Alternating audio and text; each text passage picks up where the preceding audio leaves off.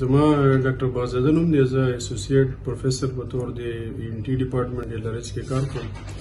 دا کیسو د دې په هوا په نړۍ کې دا یو دغه تلو فارن باډي تللی وه، میټالیک فارن باډي وه او ډېر عجیبه مشکل شانته فارن باډي وه.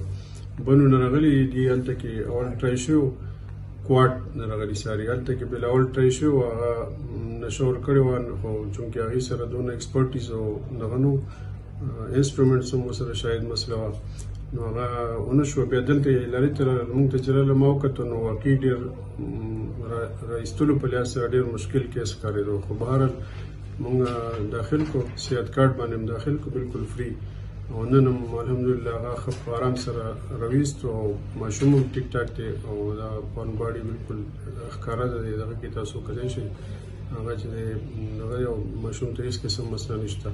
دا اپریشن ټوټل فری وشو، دې باندې د دې مریض یو پیسه هم نه ده راغلی او صحت کارت په تر وشو. ادروایز دې باندې که بهر پرایویټ کېدلی پیسو باندې کېدلی نو دې باندې لکونو روپۍ کېدل خرچه راتله.